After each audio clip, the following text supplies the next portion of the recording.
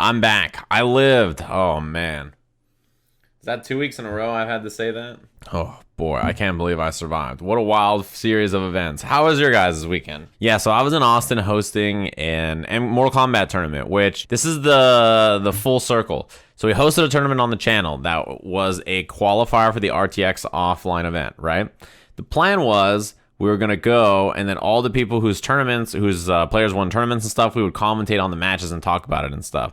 Then that plan changed to, hey, now Sajam and Mr. Aquaman, you're just going to do commentary the whole time. And some people have, players that are in there and some people don't. So the player that won for my stream and when you guys were watching was Titanium Tigers. And Titanium Tigers made it to winners finals of the tournament. He ended up playing Gurren winners finals and then Dragon in losers finals. But it was awesome because he was like, he plays online a lot, but he hasn't gone to that many big offline tournaments. So it was really cool to see him playing against like really strong players. Bro, Austin, Texas is fucking crazy.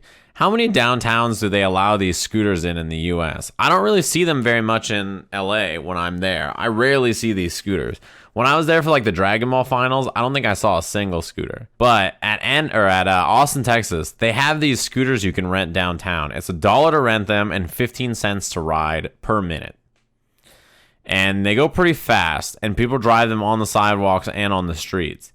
So you can imagine, and nobody's wearing helmets or safety gear or anything. It's just people drinking and then jumping on these fucking scooters. So when I went to Austin, Texas, the first thing that I saw was these fucking kids. I say kids, they were probably my age. These like mid-20s dudes with like shades on, dude broing it up. And there's like a red light, and they just go flying through this red light at an intersection. This lady who's going like 40 miles an hour in an SUV slams on her brakes to avoid hitting them. Like she had to pump these brakes and still almost hit them. And then they're just laughing. They're like, watch out, lady, we're walking here. Yeah, bro. And in my head, I'm like, you guys are fucking morons. If she didn't see you and slam on her brakes, you were dead. You're on a scooter. She's going 40 miles an hour in an SUV, and you're on a little scooter with no protection, no helmet, no padding at all. Like, you're dead. That's all there is to it. But they thought it was so funny. They're like, bro. I'm like, man, you people are fucking idiots, huh? And not only that, but like, oh God, you just see the scooters everywhere. There's the streets are littered with them. It's just scooters and like fucking, you can't get anywhere because of it. And it's hot as shit. Oh God, they're the worst. But Austin itself was cool. And the food there is always great. The convention was cool. Getting home was the hard part. That shit was insane. Almost as insane as Satanic Nanny. They're embracing death. Exactly. These motherfuckers on the scooter were definitely embracing death. I had a great time at the show. We finished the show. I had a nice dinner, and I was like, the food in Austin is excellent. I'm chilling. 7 p.m. the night before I leave. I have a 5 a.m. flight out. 7 p.m. I receive a text that says, hey, your flight's been canceled out of Austin to LA. And I was like, well, that's 2 weeks in a row I've had a flight canceled. That sucks. So I called them. And the thing is like, I fly a lot with American. So because of that, they have statuses. And it goes gold, platinum, platinum pro, executive platinum. You only get executive platinum if you've flown like 100,000 miles in 1 year. And your flights have totaled to a certain amount of money. And like, there's a lot of qualifications you have to get. But I fly so fucking much that I hit it. So I'm in the highest status they have. When you call them, they have like a fancy hotline for people that are executive platinum. And then it goes down in terms of priority from there. So when I called them on my executive platinum line, I've never had to wait before. I called them on the executive platinum line. And I was like, all right, let's see how this goes. And it rang on there and it said, the phones are currently busy. And I was like, that's weird. Well, I'll probably just wait a few minutes. And the voice says, we'll keep your place in line and call you back once it's available. The estimated wait time is 2 hours. And I was like, what? 2 hours on the fancy hotline? Imagine what the line was for people who are just regular human beings that don't fly a lot.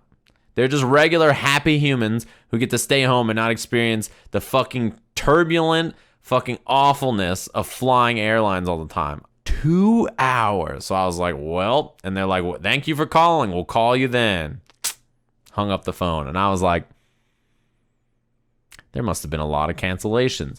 So I open up the app and I'm like, let me see the next time I can change my flight. Because when they cancel a flight, they say, yeah, you can pick a new flight. We're sorry for the cancellation. So I'm like, all right, let me look. And the next flight available, keep in mind it's yesterday, so it's Saturday, so I'm trying to come home Sunday. The next flight available is like 8 p.m. on Monday. And I'm like, I'm not staying another day in Austin, Texas. What the fuck do you mean? I have shit to do. I wouldn't be here streaming right now if this happened. So I was like, all right, that's bad. I got to figure this out. 2 hours later, they call me and they're like, hey, sorry, there's been a lot of cancellations. Shit's going crazy, whatever. What's up? And I was like, I got canceled. I need a flight in on Sunday, tomorrow, to get the fuck out of here. And they're like, all right, well, we got you at 9 a.m. So I went from getting home at, my original intended flight was like 5 a.m. And then now it gets moved to 9 a.m. So I'm like, all right, well, I'm going to get home later, but it's still in the morning. It's fine. Then I'm like chilling at night and I see that my flight got delayed. It's like midnight, right before I was going to go to sleep. And I'm like, that's real bad. The delay is not a good sign. I was a little concerned and I was like, all right. Well, we'll see what happens. Right before I went to sleep, I checked one more time just to make sure, I looked one more time and it says flight canceled. Pick up the phone and I call again on the fancy hotline. 1 hour wait. And I'm like, well, I might as well stay awake at this point. I'm not going to have a morning flight. I don't know what the fuck's going to happen. Like, I might as well stay awake for an hour and see what they say. So I stay awake for an hour. I call them back. They call me back and they're like, hey, Mr. Line, what's up? And I'm like, hey, I need a flight out of this motherfucking place ASAP. It's like 2 a.m. at this point. I'm like, I need a flight out of here. I was supposed to have a 5 a.m. flight out. Then I was supposed to have a 9 a.m. flight out. Both are canceled. What's the deal? And she's like, all right, let me check. A few minutes go by. I hear like some papers shuffling in the background and a sigh. Lots of clickety clacking. And she comes back and she's like, so I checked LAX. And then I checked every other airport in Southern California. Then the soonest we can get you home is Tuesday at 9 a.m. And I'm just sitting there on the phone, and I'm just like, Tuesday? It's now 2 in the morning on Sunday when I'm supposed to leave. It's 2, and I'm just sitting there like, and what's the thing is while this is going on, while she's typing in the background, she makes it about a minute into typing, and I was like, yeah, and I open Google Flights, and I start looking for flights for Sunday, and I open up another tab, and in that tab, I begin drafting an email, and in that email, I say, hello, Turner, this is Stephen Lyon, how's it going? My flight, I can't make it out, I gotta buy a new flight, here's the situation, travel details, let me, so they can help me with it and everything, and like reimburse the payment for the flight because they're the ones who paid for all the travel. And I draft it and I'm sitting there waiting, and she comes back and says, the next time we can get you is Tuesday. I said, thank you very much. Well, she goes, do you want me to put you on that flight for Tuesday? And I said, absolutely not. If I can't make it out of this godforsaken place tomorrow on another airline, I'm going to drive home. But I appreciate you looking. And she was like, all right. So I hang up the phone. I bought a brand new flight out of pocket, and then I sent it to them for reimbursement because their travel cost is for them.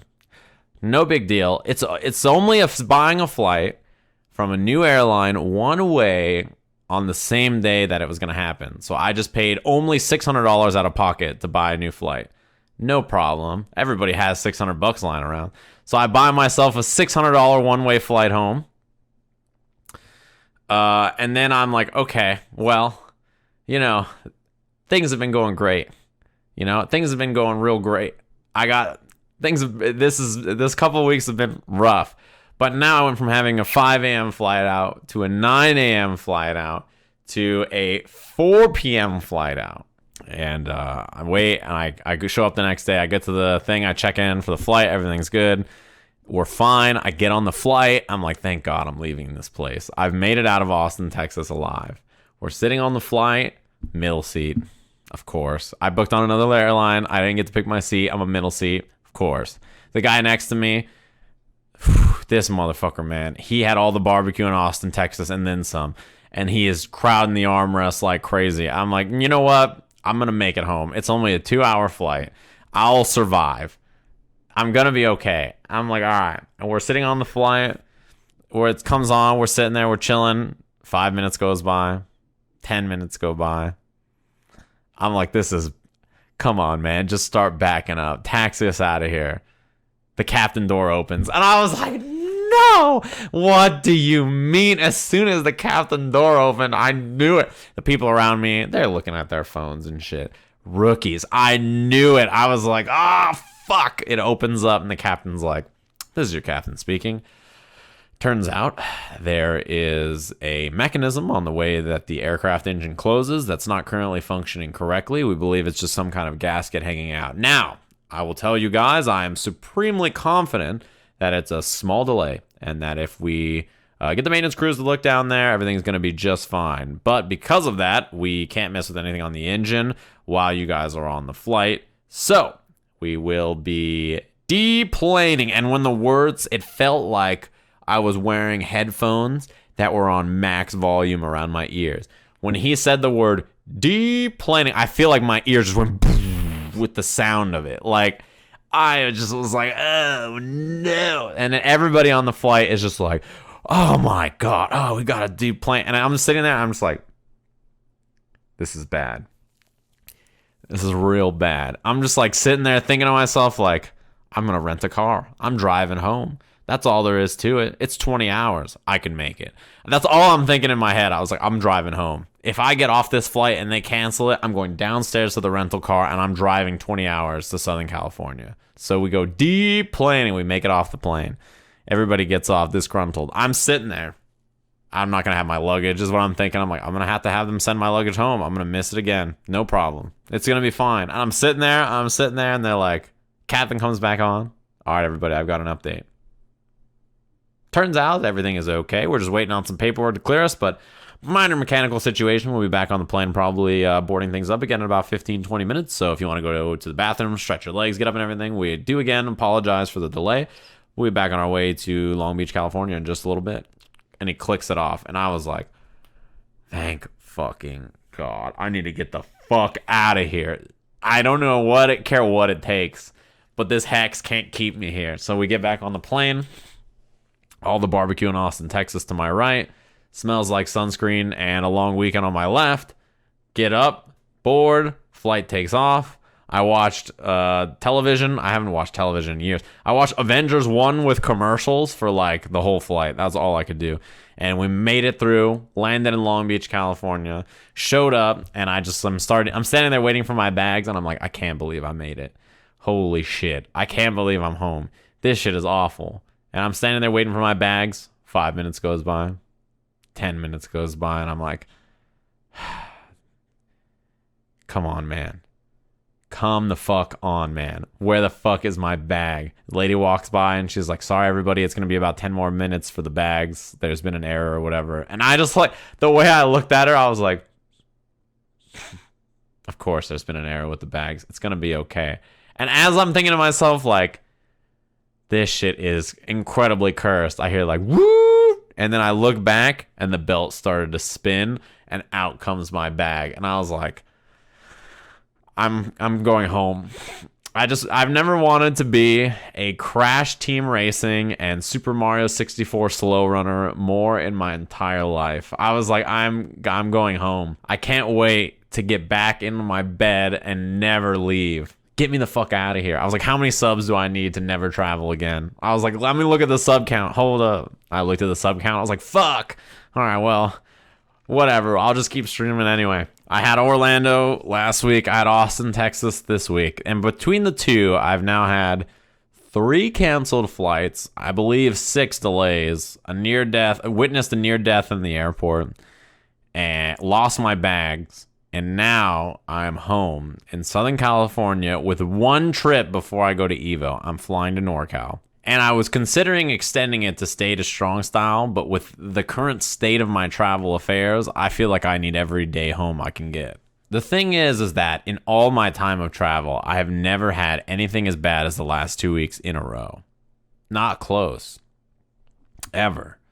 The last 2 weeks are for sure the worst travel experiences I've had in years. Hundreds of flights all over the world. I've never had anything this bad. In fact, before this, my luck was extremely good. So I'm like, okay, well, that's bad. Even Combo Breaker, when I was on the way to the airport, they canceled my flight and I had to book a new one. You know, errors and delays and missed bags and stuff. It's going to happen eventually. Sometimes it's going to happen to you if you travel a lot. And now, I can say it again with even more confidence. Sometimes it happens. And the other thing is, a lot of people ask me, hey, now that you've had this experience, are you going to switch away from your airline? And I said no, and I said, this is the reason why. So I made a tweet that was like, I've had all these issues and everything. What airline do I need to fly to get me the fuck home? And these are the replies. We have a reply. How tall? Jesus.